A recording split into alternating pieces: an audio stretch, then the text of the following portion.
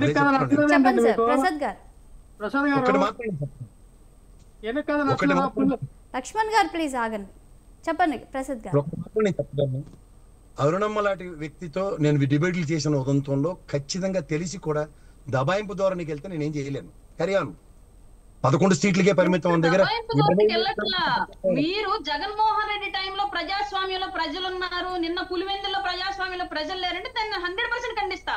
గతంలో 5 ఏళ్ల పాటు నువ్వు ఏమి నేర్పించావు, నీవు నేర్పిన విద్యే కదా నీరజాక్షి అని చెప్పి పొలిటికల్ వెండెట్టాకి వెళ్ళిపోయాడు జగన్మోహన్ రెడ్డి. పులివెందులో ఏం చేశాడో, నిన్న దాదాపు కుప్పంలో ఏం చేశాడో మీరందరూ చెప్పాలి. మీరందరూ చెప్పకపోతే ఎలా? జగన్మోహన్ రెడ్డిని దేవుడిలాగా చూపించి కోటమి దయ్యంలాగా చూపిస్తారంటే ఎలా ఊరుకుంటాం మేము?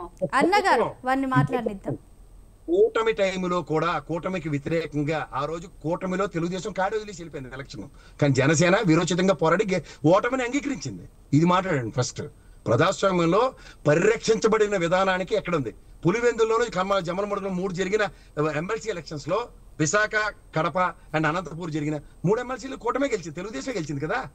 అప్పుడు పులివెందుల్లో మేమే అనుకున్న దానికి ఎలక్షన్ ఎంత జరిగింది? ఎంతకన్నా ముందు బీటెక్ రవి గారు గెలిచారు కదా, అక్కడ కాంగ్రెస్ గవర్నమెంటే కదా.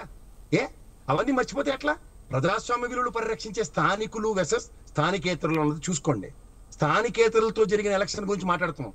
ఆ రోజు తిరుపతిలో జరిగిన బై ఎలక్షన్ లో కూడా స్థానికేతరులు పొంగనూరు నుంచి వచ్చారు, తమిళనాడు నుంచి వచ్చారు. నేను ఖచ్చితంగా ఖండించిన ఉదంతాలు ఉన్నాయి. అది నీకు తెలుసమ్మా, అదే నేను మాట్లాడుతున్నా.